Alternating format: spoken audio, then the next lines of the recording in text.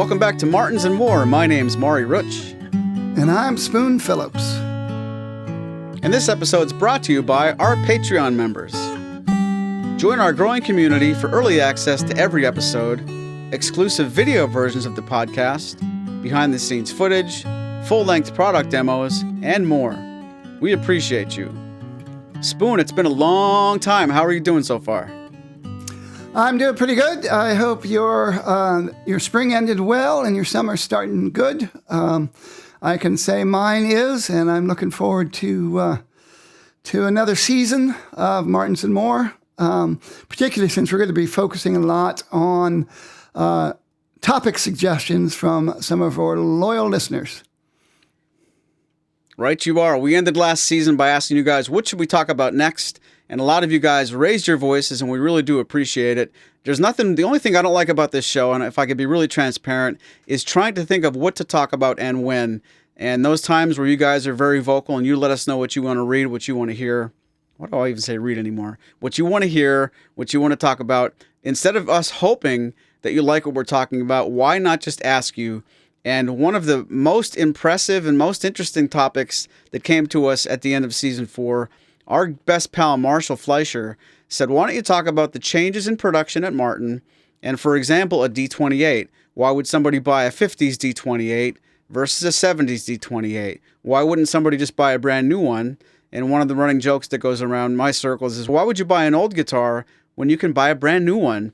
Well, of course, there's lots of reasons why you'd want to buy a used D28 if, for example, it was a 30s or 40s D28 or it was a 60s D28. And it is not fair to say at all that a D28 is a D28 from its inception all the way up until now. Boy, how many changes do you think really happened off top of your head, Spoon, if I said walk from the very first D28 up to a 2024 model, just without even thinking before you answer? Is it more than a dozen? I'd say absolutely. That's a really interesting proposition. So I don't know if anybody likes to keep score out there, as Bob Costas used to say, for you youngsters keeping score at the baseball games. Maybe somebody could tick off things that are mentioned that are changes as the venerable and world famous D28 goes through its quick history lesson before we really get down into the modern Martin guitars. And by modern, I think most people would agree you're talking post-1969. Some people would say maybe post-1985 before you get into what we would call the modern C.F. Martin and Company and the way they make guitars. But and we'll certainly focus a lot on what's been happening this century, which has been very exciting. Even if you're only talking about guitars that have the signifier D-28 in them, which, as we are going to see, covers a lot of models that are in fact different from other D-28 models. So for people who don't know, and we should say this right now, if you're not that familiar with Martin nomenclature, most Martin models, you have that little hyphen in the middle of the name, and anything on the left side of the hyphen typically often deals with the body size. Or it always deals with the body size. Sometimes it can deal with some other stuff. On the other side, then you have the style designations, and those have more to do with what the guitar is made out of and certain cosmetic features, we'll say, and are aesthetics. And so D28, the D on one side of the dash, the 28 on the other side stands for the D size and in style 28. But that's just for people who haven't figured that out yet. So back up just 1 second, if you don't mind. You were talking about the D28 almost always has the letter D, the dash, and the 28. Are you daring to say there are some guitars in the Martin lineup that are basically close relatives or descendants of the D28 that have either, I shouldn't say that they don't have the letter D in there, but could there be D28s in modern production that have extra letters, but they really are a D28 in, what is it, a wolf in sheep's clothing? Is that the saying? Well, perhaps that's, and right now, if we just focus on what I always called cataloged models, so now they have the modern series, the standard series, the 16 series, and so forth. Style 28 is usually found in the standard series. However, there have been many artist signature models and other, let's say, more affluent series of guitars that also use a version of Style 28. So the answer is definitely yes, and we'll certainly get to that when we get up into the 1970s and beyond. So where do you want to start? Can we use the D28 as today's example and, reflect on Marshall's question, how has Martin changed construction changes through the years? Why don't we stay on the D28 just to make some sense, but say to our viewers at the onset, this is also applicable to other guitars, maybe the D18 as well, but instead of jumping through a bunch of hoops and naming a bunch of guitars to sound even more confusing, why don't we go back to the initial D28 Spoon? When was that developed, and was it called the D28 at the beginning? Well, I think I'm going to try to not go over long about the ancient history. I'm going to begin with the very first D28, which I actually got to play at one point back when it belonged to the actor Richard Gere, and who was a big time guitar collector and loves Martin guitars. The D28, the first guitar stamped D28, was built in 1931. Martin, the dreadnought size had been developed prior to that, going back to 1915.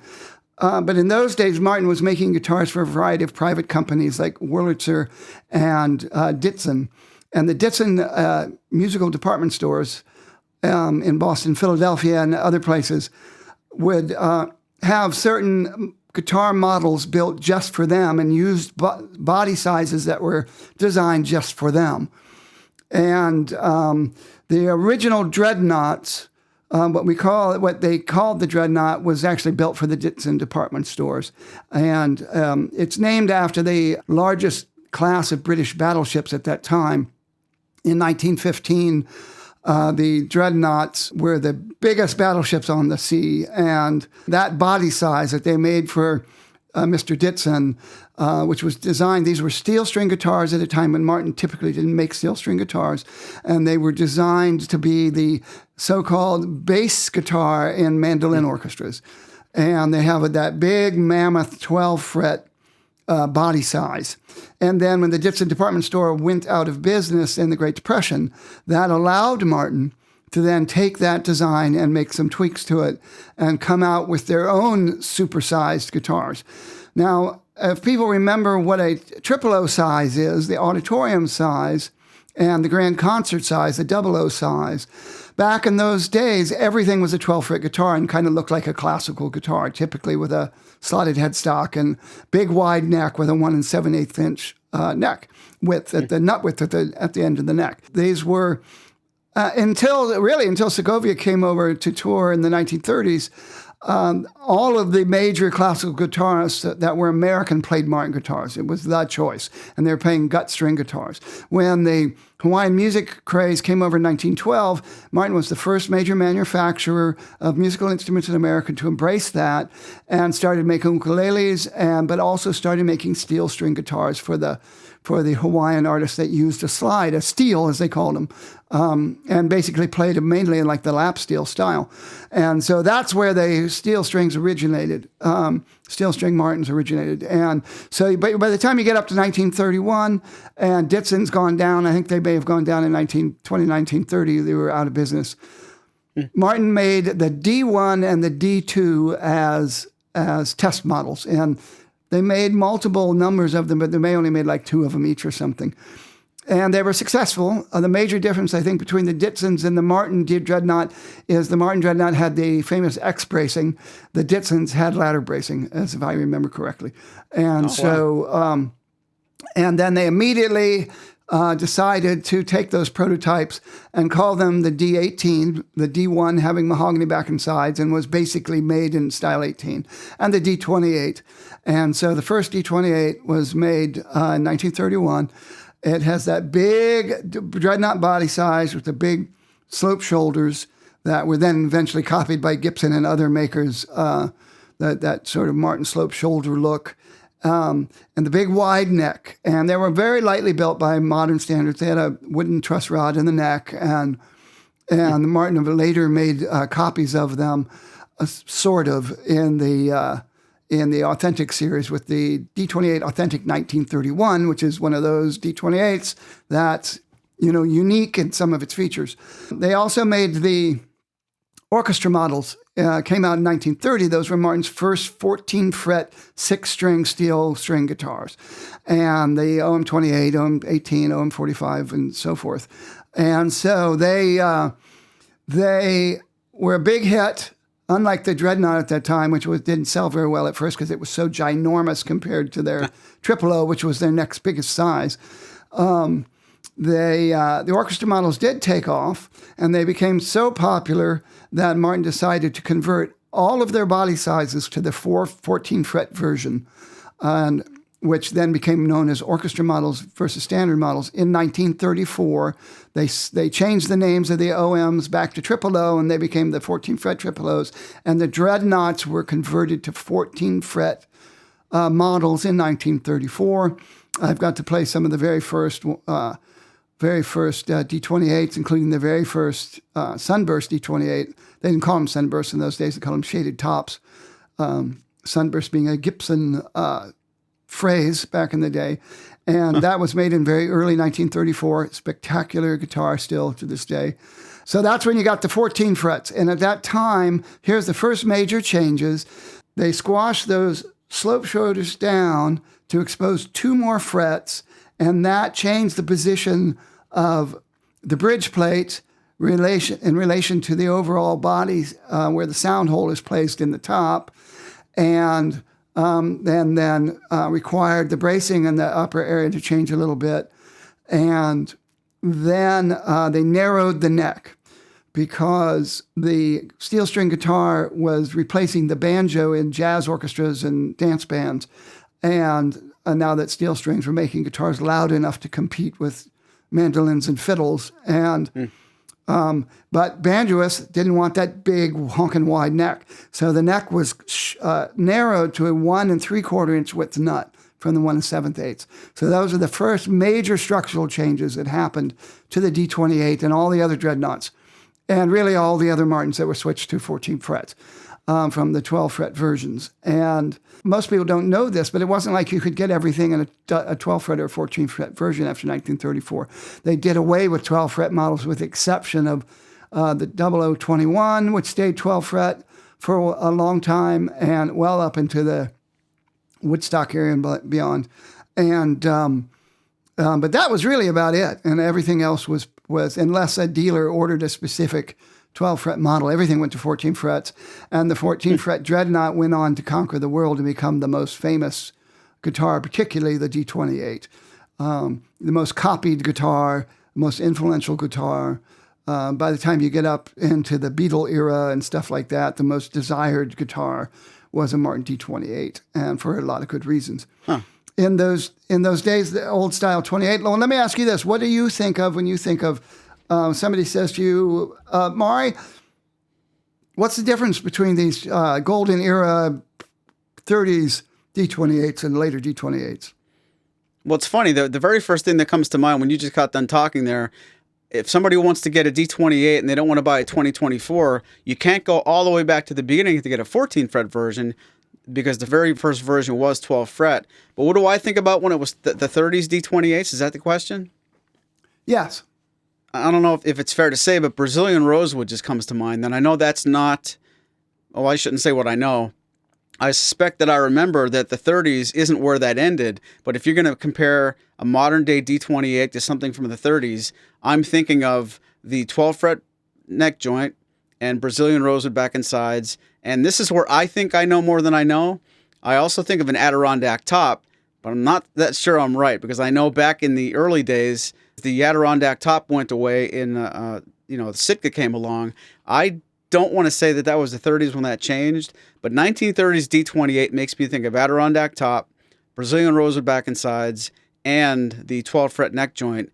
And, authentic is the word you used a few minutes ago. That's what I think of in modern day, but the original ones, that's a 30s D28 in my book, Well, yeah, those were the two things that most people would have thought of. Brazilian rosewood, Martin had used Brazilian rosewood almost exclusively, going back to when they started making true solid wood guitars in the 1840s, probably 1850s. Before that, they often had a different wood on the inside, and the Brazilian rosewood was just a veneer to look nice. And then eventually they went with solid Brazilian rosewood.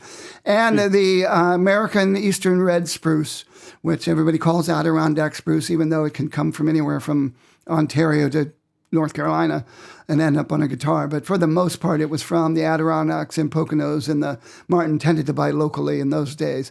But they were in the Poconos, and we know for a fact that they cut down local trees. Even the tree in their own backyard was cut down at one point to be...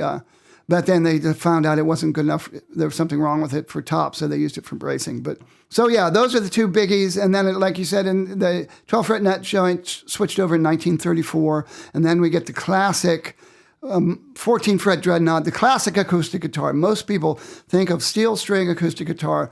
It is the D28 that is the real benchmark acoustic guitar. And there's other reasons that I'll go through that will, as things start to change, but those are the biggies. And then there's also Style 28 itself. Style 28 had some sort of white binding. Typically, what they were going for was artificial ivory. Martin had gotten out of the ivory business long before then, decades before then, because of the problems with elephant ivory even back then.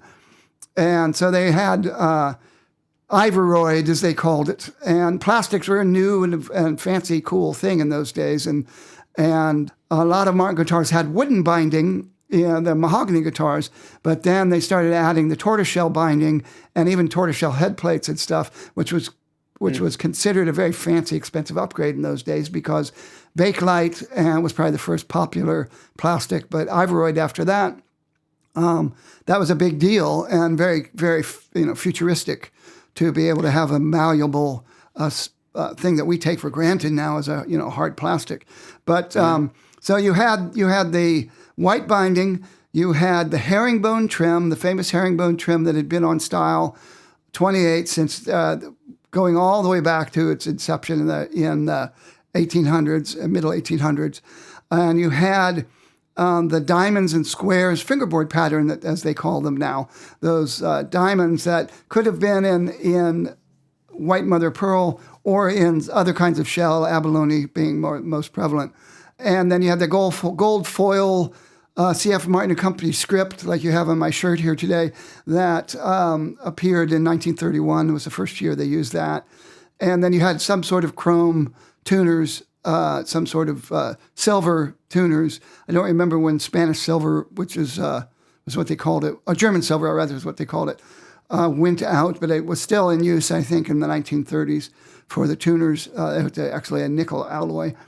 And so those are the biggies that you think about, and the zigzag backstrip, as they called it, that has nothing to do with the Mr. Zigzag of the 1960s, but has that.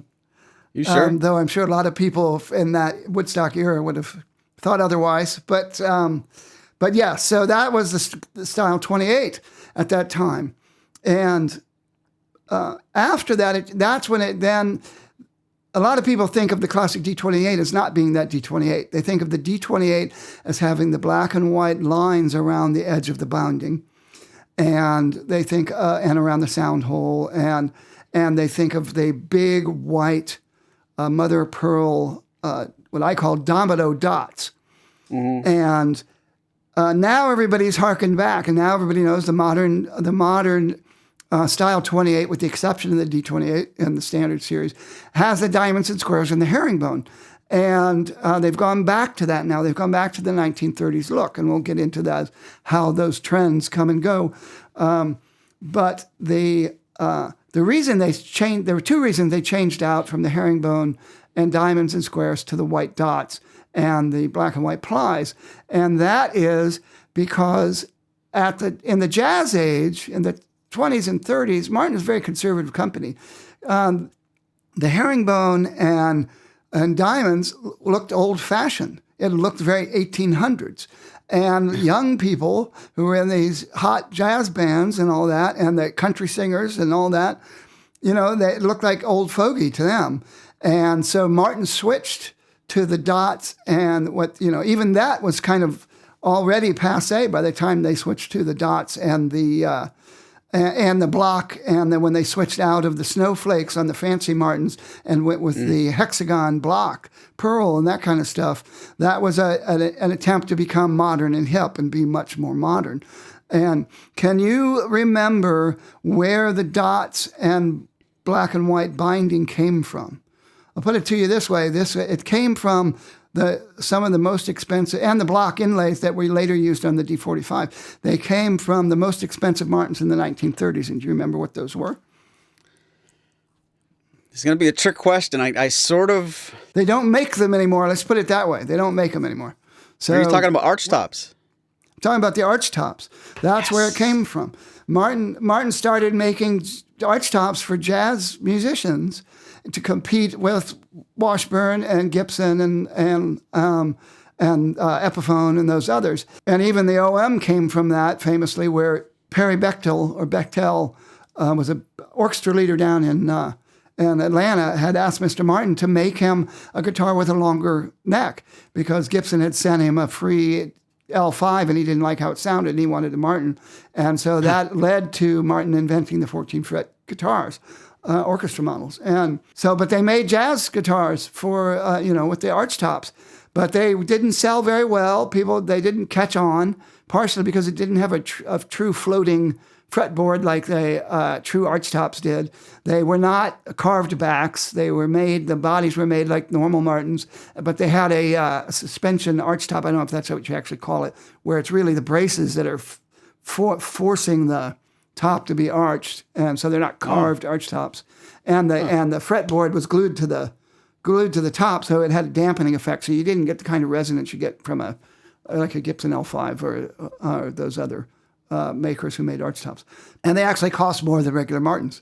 But then they took those looks, and they took the dots and the black and white ply bindings, and they took the big pearly markers on their more expensive arch tops and transferred them over to the D45s and transferred the dots over to the 28s. And you have to remember at this time, Martin basically made the D18, the D28, and the D45, and that was it. So there wasn't all these different styles going on at that time. There were lesser styles. They were the Style 15, came out in 1940, which was originally a spruce top guitar and only made in size 0. They came out with they had the 17s, which were all mahoganies, and they had like less expensive, more obscure models. But when it came to the dreadnoughts, your choice was the 18, the 28, and 45. They did have the D42, but it was a very rare thing. They didn't make very many of them. And in fact, they may have only made 2 D42s as custom orders. Style 42 was around in smaller bodies with snowflakes that ended at the 5th fret, so they were different than Style 45. But anyway, now I'm getting into a tangent. So that's a long answer to, yes, you're correct, Brazilian rosewood and Adirondack spruce is what you think of those kind of instruments. But what about on the inside? What was different about 1930s Martins, once we get up into the 14-fret Martins, and the Martins that came later in, let's say, the 50s, 60s, 70s, on the inside of the guitar? What were the major differences? Well, now we're talking about Martin guitars, plural, not the D28, right? Well, we can talk about the D28, but let's just talk about bracing and bridge plate. What was different about the bracing and bridge plate of the 1930s Martins that was gone for decades until it came back later?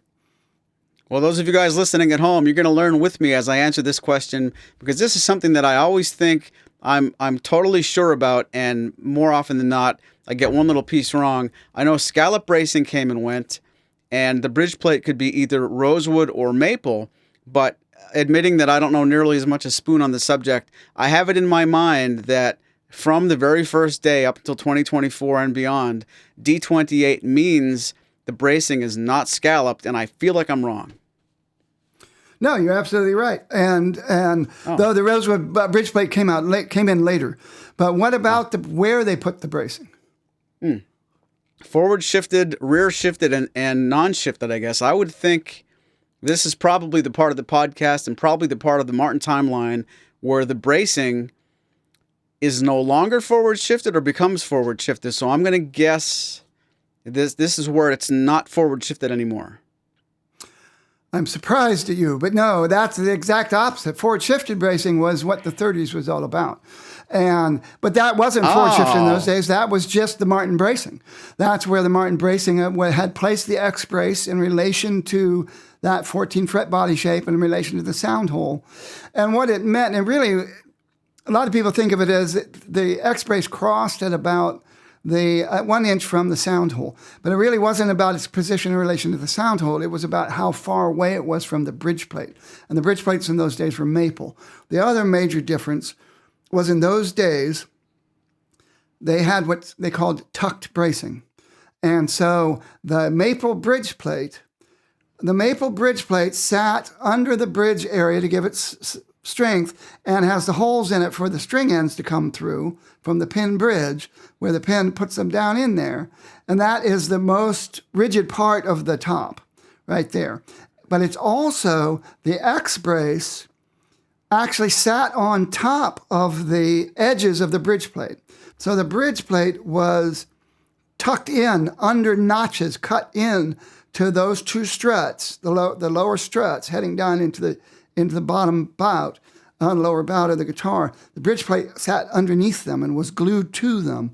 And years later, it was claimed that allowed the ultimately sound-producing energy coming into the guitar from the strings where they anchored to the bridge was being transferred to that X brace and spread out across the X brace much better. And then the two tone bars that are touching the treble lower bout and then come slant out across the top, the bottom bout, they are also tucked into the brace, to that strut as well. And then all the little bracing around it were tucked in to the X brace, and the X braces themselves were tucked into the cedar purfling around the edge of the top. So that was called modern usage of tucked bracing is how that was described. So you had forward shifted scallop bracing where they hand carved little dips out of the X brace and then carved the little bracing around the sound hole, carved them into these what looked like little pup tents where they're sitting there with a chisel. And the point of that was to make the bracing more flexible and made the top more flexible. But also in the big long brace, they looked like a suspension bridge. And where those peaks were was very important. And it wasn't like they just arbitrarily put them there. They must have experimented to find those are dampening nodes that actually dampen certain frequencies. And people talk about voicing the tops, which Martin doesn't really do, where they tap the top and carve and tap the top and all that stuff. But the nodes of the scallop bracing, where they are, is very important in terms of how the physical energy passing through those bracing soundboards, how it's disseminated, and then reverberates off the soundboard, hits the back and sides, and comes out of the sound hole as audible sound waves. So those are the biggies: Brazilian rosewood, Adirondack spruce top, forward shifted bracing, tucked bridge plate and bracing. And then what did they use in those days to put the guitar together? Hide glue. I know that. Hot hide glue. That's exactly right. Hot hide glue, which smells terrible and is really hard to do and has to be heated up and has to be refrigerated, which must have been a big pain in the 1930s. But that's what musical instrument makers have always made. Violin makers, everybody, used hot hide glue. That's what glue was made of in those days. And so that was the 1930s D28. In 1939, they narrowed the nut to 1 11/16 inch. So that's the first major change out of the golden era. And that's because Martin had been thickening the actual barrel of the neck across the 30s, probably for warranty reasons, because it started out with a wooden dowel in it that then turned into a steel bar. But they made it thicker and thicker and thicker until you get into these big, what they called baseball bat necks in around 1936, 1937. I hate those. So instead of making the neck smaller in terms of the solid mahogany baseball bat, they made the nut and the width of the nut and the width of the 12th fret narrower and narrowed the string spacing. And so you still have the big solid piece of wood, but your fingers didn't have to reach as far around it. So they don't feel nearly as big and wide and fat and chunky in 1941. The other major change, we don't know exactly when it happened, but certainly by 1941, the forward shifted bracing went away, and they had moved the X brace back closer to the bridge plate.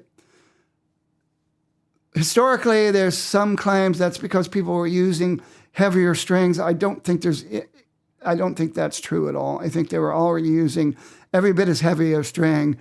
Some people use piano wire, on their guitars and stuff in those days. But for whatever reason, and Martin didn't even record this, so we have no idea exactly when it happened. There may be some modern scholarship now with Greg Hutton, the archivist, and who helped Dick Boak finally arrange the Martin archives. Maybe there's some modern scholarship about when's the first documented rear shifted bracing. We just know some repair guy in someplace in southern Ohio wrote to Martin about it, and Martin didn't even know about it. We're talking late 20th century. They didn't even notice that the bracing had changed. And so rear bracing showed up by 1940, maybe 1939, you have rear bracing, maybe 1938. There's probably somebody listening to this podcast who can pipe in on the notes in the YouTube version of this podcast about, am I wrong in thinking it's 1938? Somewhere around 38, 39 was the end of forward shifted bracing and the beginning of rear shifted bracing. And your estimation, okay, so you said rear shifted, forward shifted, and non-shifted. Non-shifted bracing went away with the reimagining in the 20-teens. Standard bracing was a little farther away from the bridge plate than rear shifted, which is what you have in the 40s and 50s and 60s, maybe up until 1960. But in your estimation, what effect on sound did forward shifting versus not forward shifting, rear shifting braces have in your remembrance? Well, the times that I've played both examples, and when I say that if it was a guitar that had forward-shifted bracing versus a very similar guitar where the bracing was not forward-shifted, forward-shifting bracing, to my ears, enhances the bass. So you get a boomier, a bass boost or a bass bump, and if you take the bracing from forward-shifted back towards the center or neutral position, and that's the only thing that changes, I do think forward-shifting bracing is a bass plus. And conversely, non-forward shifted bracing, the bass is not boosted. So there's a bass boost, and I often talk, on whether it's on this program or on a conversation on the phone, I think the three things you can do to get bass is either make the guitar bigger, make the bracing forward shifted, or make the bracing more fragile, probably by scalloping or smaller pieces of it. So not to get in too fast of a tangent, if you would take a guitar that was an auditorium size and make it bigger as a dreadnought, forward shift the bracing, scallop the bracing, and make the bracing smaller, that's basically bass, bass, bass, bass. So to answer your question more directly, forward shifted bracing adds bass, but it's only one way to do it. And there are some examples in today's timeline. Before this program's over, we're probably going to talk about certain years of D28s or D28 cousins, where you could actually get that effect from doing more than one thing. But that's it definitely enhances the bass to my ears. Yes, I think that's a very detailed explanation that's accurate. And so I think the bass boom is the major noticeable difference with forward-shifted bracing. We didn't have really forward-shifted non-scallop bracing until the 21st century. And because forward-shifted bracing went away before scallop bracing went away. And that was one of the next biggest changes to the D28. Now, cosmetically, we're still talking about what is an ivoryoid binding, and we're talking about Brazilian rosewood, Adirondack spruce, ebony, probably exclusively African ebony at that time on these Martin guitars that are made in style 28 on up, style 28, style 42, style 45. And then the Second World War arrives, and this is another reason why Martin was getting out of certain cosmetic things. And Second World War arrives to the world in 1939, and by the time it arrives here in 1941, there's some major economic changes, major supply chain changes, and so Martin had gotten a lot of they got a lot of their cosmetic inlays, not just Martin, the entire musical instrument world in America, from Germany. And so that stuff went away, and the herringbone went away. And then Adirondack spruce went away. And it's definitely a contributing factor to this, though some people have refuted this being a true major reason. But Adirondack spruce was cut down in droves for the war effort, and it was used to make things. Most famously, it was used to make the struts that made airborne gliders that were used in large numbers for supplying armies, as well as airborne assaults and stuff like on D-Day and that kind of stuff. And so other people refuted, say, well, they couldn't have wiped out Adirondack alone just because of them building gliders, but it's entirely possible it was also used to make the Higgins boats for the landing craft and other things. But in other words, the war effort definitely absorbed an enormous amount of eastern red spruce, and it's stiffer and it was stronger than other evergreen trees, and so that's it was desirable. So it was not available to Martin, and also this is a very important part that a lot of people forget about. Frank Henry Martin, who is the Mr. Martin that brings us into the 20th century, he's the Mr. Martin of the triple O size, even though he thought the double O size was ideal for perfect tonal balance, but people wanted louder guitars. He went along with that. He went along with the Dreadnought. He went along with the OM. He went along with steel strings. He was definitely somebody who gave the public what they wanted. And by the Second World War, he's getting on in years, and his son, Fred, is really taking over a great deal of the company by this time. And he was a very frugal guy. And, he was a man of the Great Depression. He was he was famous for going around the factory and going through the trash cans and taking out little stubby pencils and putting it back on employees' desks because they could still use it. And he believed in cutting corners and believed in saving money and believed in maximizing profits. And that may be a major reason the D45 and the 42s went away. The abalone, most of that abalone was from America, so I'm not exactly sure why, what economically, during the war was a requirement of that. Maybe abalone was being all scarfed up by the war effort to be used in other ways, I don't know, with its weird reflective properties. But the 40 stuff went away. So by the time you get to 1943, the most expensive, biggest Martin you can get is the D28. And basically you have the D28, the D18 is in mahogany, triple O28, triple O18, double O18. They were not making a 14 fret double O28. They never made one really until the modern era. They only made the 12 fret double O21. Double O21. And they had the triple O21s, but they went away when herringbone went away as well. Well, no, that's not true. I'm sorry. They did not go away. That style 21 lost its herringbone at that time and eventually just became style 18 in looks, but with a rosewood back and sides instead of mahogany. So, but one thing that went away was scallop bracing. And again, they say people are using heavier strings. That's complete balderdash. Had everything to do with the fact that they were in such huge demand. They had a lack of labor due to the war effort, and Fred Martin was frugal, and they could make many more guitars if they didn't scallop the bracing.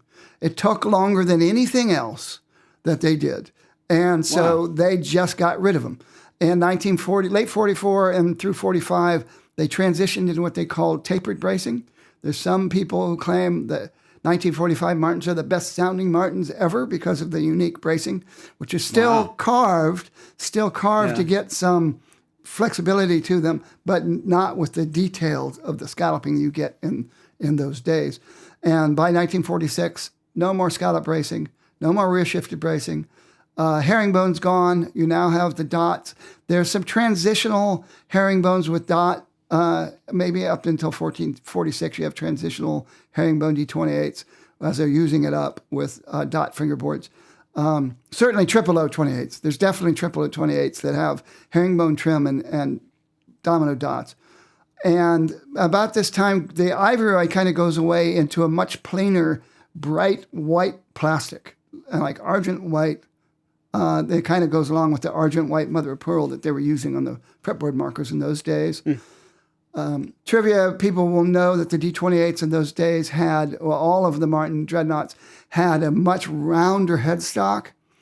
And this was something that Martin never noticed as well. They didn't realize that they were the same molds that they were using, wooden molds for to make the headstocks, were wearing down over the eras. So they went from a very squared off, cornered headstock to these round headstocks. And by the mid-1950s, they're very round. And they didn't even notice that because they were, as Chris Martin had said, his grandfather, they were only interested in making new Martins. They paid almost no attention to their predecessors' Martins. And so by the time you get up to 1955, when they introduced the D21, D28s are also, other major change was getting rid of the Adirondack spruce disappears, though we still know now that we found the ledgers that they figured out the codes, thanks again to Greg Hutton, they figured out the codes in the ledgers that told you what kind of spruce was on the top. So a lot of, what's the word you would use? Legends, myths and legends about Martins at that time. They didn't do away with Adirondack entirely. They did not bring in all these odd spruces and Engelmann spruces and all these sorts of things. A lot of people thought the mystery spruce from 1953 and all that were much simpler. Adirondack appears on Martins at least up until 1960, but very haphazardly and pretty rarely. You mainly get Sitka spruce from the Pacific Northwest, leading up to the reason I was bringing up Fred Martin being so frugal. You can get a lot more tops out of one Sitka log than you could ever get out of an Adirondack log. They're massively huger. So when you quarter saw the wood, or if, what I used to call fifth saw the wood, when quarter sawn wood became difficult to achieve, when you quarter saw the wood, you get much higher yield out of a giant Sitka log than you would have ever gotten from an eastern spruce log. And that was another major reason they switched over to Sitka. So you have non-scallop Sitka braced guitars, rear-shifted bracing, and that gives you the colossal cannons of the 1950s, the bluegrass cannons, that you can play with a really thick pick, and you can, as Maury and I love to do, play as hard as we possibly can and put all of our energy into it, and it just says, "Is that all you got? Let's go," and just roars. And these are all what later became rear-shifted guitars. Rear-shifted bracing went away around 1960, where they moved the crossing of the X brace a little farther away from maybe in between rear-shifted and forward-shifted. Rear-shifted bracing did not reappear on Martins until the Authentic series came out with the 1941, the D28 Authentic 1941, and the D18 Authentic 1939. That was the return to rear-shifted bracing. I loved how those guitars sounded. You got a very focused bass, much more focused I think forward shifted bracing gives you a much more diffuse sounding bass. You still got more bass, still got more rumble. There was a richness to them, but it wasn't quite as rubbery, wallowing boom in the bass that you got out of the old D42, which had forward shifted scallop bracing and those kind of guitars. So that brings us up to 1960. And really the birth of the modern D28. The modern D28, as you said, all the way up into the 21st century, the modern D28, non-scalloped, non-forward shifted bracing. By 1960, when you get up into the folk boom, when the D28 was the most desirable guitar out there in the world, no longer rear shifted, it was what I would call the standard shifted, placement of the brace, non-scallop bracing, sitka spruce top, rosewood back and sides, and then the D21 came out in 1955. That was basically a D18, but with Brazilian rosewood back and sides. All the myths about them shaving the tops thinner and all this stuff apparently is not true, though I still feel the D21 sound unique. And from the D28s, I think D28s typically sound darker and fuller. D21 sound more airy. And though Martin claims they did nothing to them to account for that, other than the fact they have a rosewood fingerboard and bridge, and that tells me that the less massive bridge, whether the fingerboard mattered or not, the bridge definitely mattered, having a rosewood bridge instead of a ebony bridge. Now, you're an electric guitar player. What are your feelings about, at least where electric guitars are concerned, does the species of wood and the density of the wood on the fingerboard matter in terms of tone? I don't know. Tim and I have this argument every time it comes up where you see a really cool guitar for sale. And yeah, but it's got a maple fretboard. And I play a Strat with the rosewood fretboard. He likes the maple. I'm sure you can find any two guitar players on the internet, whether you know them or not, and pose the question. It's a little bit funny and very generic. When I first started playing guitar, I went through a couple of inexpensive instruments along the way, and I really remember disliking one of my guitars, and that happened to have a maple fretboard. So my brain went right to maple fretboard reminds me of or makes me think of a guitar I didn't get along with. And then when I had my druthers, and you can order whatever you want, I started trying to find guitars with rosewood fretboards. I can't say with any certainty that you could blindfold me and I could even tell you. But then again, we've said this before, everything has to matter. So if it didn't matter, I don't think you would see the choices this long. It wouldn't be 2024 and still availability to get both. There's got to be a good reason why they offer them both ways. It has to have something to do, and that's the other thing. Does it feel different? Or when you're playing electric guitar, do you feel anything besides the string and the fret? My quick answer is I don't know, and if they stopped offering rosewood and I had to buy my next electric guitar with maple, I would get over it very quickly. So I can't feel like that makes a big difference, frankly. I've heard people who were very into this stuff, and big time professional musicians, they believe that it doesn't change the resonance, that the resonance somehow differently, and the way they test that is they play them unplugged. And that they feel like a rosewood, and that's very subtle. Anybody who's played an electric guitar unplugged knows you're not getting a lot of sound out of that thing unless it's a hollow body. And no, but it's not to interrupt you there, but you certainly make the argument when you're playing an electric guitar, you should play it unplugged, because if it does impress you, that says a lot, because it's so feeble. If you're getting some kind of a connection and a resonance and what you're playing on that guitar gives something back to you before plugging it in, it's only going to get better when it is plugged in. But that's how I feel about that. That's a tangent, but I think it's a very interesting tangent, and I do believe that as far as if Martin is really telling the truth, or the modern people of Martin that I know weren't around really in the 1950s to know were they doing anything to the D21 or 0021 to make them sound as open and sunny as they sound. And to me, it's obvious that it's got to be, if everybody's telling the truth, the science would say it's got to be the rosewood fingerboard bridge. But the D28 retained the ebony all the way, and so it's still got an ebony bridge, and an ebony bridge back then. So by 1960, you have Indian rosewood, sitka spruce top, ebony fretboard and bridge, dots, and and black and white ply bindings, you still have a big chunky neck, but nothing as big as like a 1937. In fact, it's starting to transition in terms of neck shape, which I know you will agree when it comes to electric guitars. That's one thing you do feel is neck shape. And by the early 50s, you still have a lot of V-neck guitars at Martin's, but the V is starting to kind of go away into what they called the full thickness neck. If you tried to order that neck today, you'd have to order a full thickness neck, which is more of a C shape or D shape, even in my hands, than it is a V shape. Well, I probably should apologize for being long-winded, as people know I am, but clearly this is going to be a two-part episode. So we're going to continue right on through the timeline and the changes, and a lot of very cool, interesting changes coming up. But we should probably sign off from part one. Here we are in a new season with new episodes, mainly based on listener suggestions for topics. And so Marshall's topic of the changes that have taken place across the years in Martin production techniques and using the vulnerable D28. This is, I guess we can say, the end of part one. I guess we can. And you promised me that we will never begin any season ever again in our lives without hitting 20 questions. You're going to make me wait one more week to play the game.